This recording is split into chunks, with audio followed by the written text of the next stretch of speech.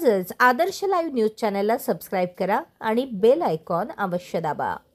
जागतिक फिजिओथेरपी दिनानिमित्त कमल गौरी हिरू पाटील शिक्षण संस्थेच्या वतीने Babandada Patil physiotherapy college, nursing college, BK Patil institute of pharmacy, Balasaheb Thackeray law college व कैलासवासी वामनराव ओ रक्तपेढी यांच्या सौजन्याने मोफत फिजिओथेरपी आरोग्य शिबिर आयोजित करण्यात आले।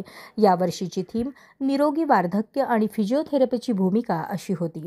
कार्यक्रमास प्रमुख अतिथी म्हणून सहाय्यक पोलीस निरीक्षक बळवंत पाटील, वरिष्ठ पोलीस निरीक्षक प्रवीण भगत, माजी नगरसेवक हरीश केणी, युवा उद्योजक व केनी सिटीचे डायरेक्टर रितेश केणी, समाजसेविका प्रेमाच्या अप्पा मॅडम तसेच परिसरातील मान्यवरांसह विद्यार्थी, शिक्षक आणि नागरिक मोठ्या संख्येने उपस्थित होते। सहाय्यक पोलीस निरीक्षक बळवंत पाटील यांनी यावेळी सांगितले की बबनदादा पाटील यांनी कमी शिक्षण घेतले असले तरी त्यांची समाजकारणातील दूरदृष्टी ही उल्लेखनीय आहे। बबनदादा पाटील यांनी आपल्या भाषणात सांगितले, विभागातील कोणताही विद्यार्थी शिक्षणापासून वंचित राहू नये। माझे प्रेरणास्थान बाळासाहेब ठाकरे यांनी मला आशीर्वाद दिल्यामुळेच मी समाजकारणातील ही कामगिरी करू शकलो। लवकरच तलोजा परिसरात 200 बेडचे आधुनिक हॉस्पिटल उभारणार असल्याची घोषणाही त्यांनी केली। कार्यक्रमाच्या अनुषंगाने ब्लड डोनेशन कॅम्प आयोजित करण्यात आला होता। यामध्ये नागरिक, विद्यार्थी आणि शिक्षकांनी उत्साहाने सहभाग घेतला। सर्व मान्यवर व प्राचार्यांचे संस्थेच्या वतीने स्वागत करून मोफत फिजिओथेरपी आरोग्य शिबिराचे उद्घाटन करण्यात आले।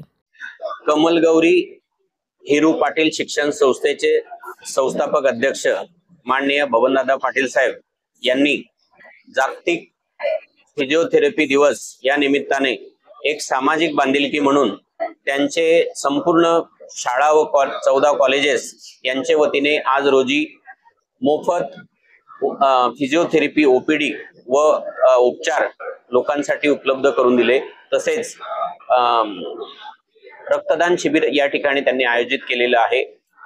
त्यानिमित्त मला या ठिकाणी बोलवून माझ्या हस्ते याचं उद्घाटन केलं व या ठिकाणी असलेल्या आजूबाजूच्या परिसरातील लोकांसाठी मोफत फिजिओथेरपी उपचार कायमस्वरूपी सुरू करून दिलेले आहेत।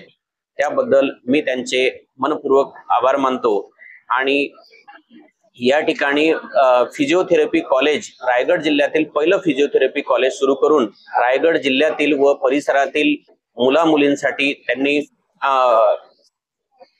शिक्षण त्यांना उपलब्ध करून देण्यामध्ये मोठे योगदान दिलं आहे। त्याबद्दल मी त्यांच्या अवदानांच्या बाबतीत जरी त्यांनी शिक्षण अल्प घेतलेलं असलं तरी त्यांच्या मनामध्ये शिक्षणाच्या बाबतीत उच्च स्थान होतं, परंतु त्यावेळेची परिस्थिती व या ठिकाणचे भौगोलिक परिस्थिती यामुळे ते उच्च शिक्षण घेऊ शकले नाहीत। परंतु त्यांना ज्या अडीअडचणी आल्या त्या तशा अडीअडचणींमुळे इतर येथील विद्यार्थ्यांना स्वतःचं अल्प शिक्षण घेता येऊ नये अथवा त्यांना पुढे जाता येऊ नये, अशा कुठल्याही अडचणी निर्माण होऊ नये यासाठी त्यांनी मनामध्ये कायम प्रखर विचार ठेवून त्यांनी माननीय बाळासाहेब ठाकरे यांच्या मार्गदर्शनाने त्यांनी 14 कॉलेजची निर्मिती करून या ठिकाणी रायगड व परिसरातील मुलांसाठी वेगवेगळ्या प्रकारचे 14 कॉलेजची निर्मिती करून त्यांना कमी फी मध्ये शिक्षण उपलब्ध करून दिले।